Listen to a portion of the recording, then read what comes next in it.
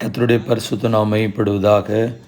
4/2/2026 புதன்கிழமை, புதிய நாள், புதிய கால வேளைக்காக கர்த்தர் நன்றியோடு துதிக்கிறேன், ஸ்தோத்திரிக்கிறேன். இந்த நாளுக்கான கர்த்தருடைய வார்த்தை எரேமியா 23:23. நான் சமீபத்திற்கு மாத்திரமா தேவன், தூரத்திற்கும் தேவன் அல்லவோ என்று கர்த்தர் சொல்கிறார். I am only a God nearby, declares the Lord, and not a God far away. கர்த்தருடைய நாமம் மையப்படுவதாக. அந்த வார்த்தைகளை குறித்து ஒரு சில நிமிடங்கள் பார்ப்போம். நம்முடைய ஆண்டவர் நாம் கூப்பிடுகிற சத்தத்தை கேட்பதற்கு நம்முடைய அருகிலும் இருக்கிறார்.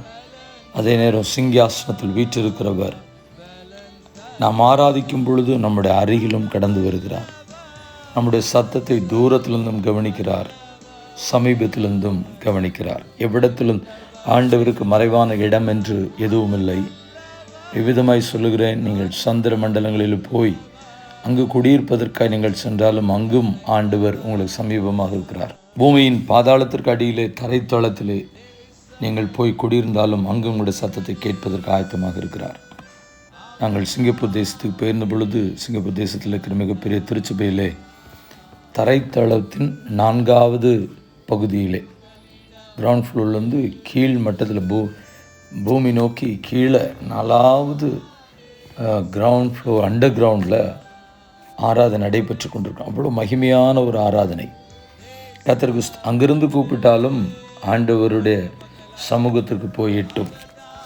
ஒரு வேலை உயரமான கட்டடங்கள், பூமியினுடைய உயரமான கட்டிடம் என்று சொல்லப்படுகிறதான அந்த கட்டிடத்திலிருந்து கர்த்தரை ஆராதித்தாலும் ஆண்டவர் நமக்கு சமீபமாக இருக்கிறார். கர்த்தருடைய பரிசுத்த நாமம் மையப்படுவதாக. நான் உங்களுக்கு முன்பதாக ஒரு கேள்வியோடு கூட அதை நிறுத்துகிறேன். யார் யாரிடத்தில் அவருடைய தேவர்கள் மலை தேவர்கள் என்று சொன்னது? உங்களுடைய பதிலை நீங்கள் கமெண்ட்ஸில் போடுங்க. சங்கீதம் 139:1-10 வசனங்களிலே ஆண்டவர் நம்மை எல்லா சூழ்நிலையும் அறிகிறார், அறிந்திருக்கிறார். உட்காருதல், எழுந்திருத்தல், நடக்கும் பொழுது, படுத்திருக்கும் பொழுது, சொல் பிறவாதுக்கு முன்பு, முற்புறத்தில் பிற்புறத்தில், இவ்வளவு தூரம் அறிந்திருக்கிற ஆண்டவர் அவர் உண்மையாகவே பெரியவர். தூரத்திற்கும் சமீபத்திற்கும் தேவன். பிதாவே, இந்த நல்ல நேரத்திற்காக ஜெபிக்கிறோம். எங்களுடைய சத்தத்தை தூரத்திலும் சமீபத்திலும் கேட்டு எவ்விடத்திலும் எங்களுக்கு பதில் தருவதற்கு நல்லவராயிருக்கிறீர், கைவிடாதிருப்பீர் எங்கள் நம்பிக்கையோடு ஜெபத்தை ஏறெடுக்கிறோம். எங்கள் பரிசுத்தமுள்ள நல்ல பிதாவே, ஆமேன். வாழ்த்துக்களுடன் ஜெபங்களுடன் pastor Jebadas. WhatsApp 9345353730. May Jesus bless you all. Amen.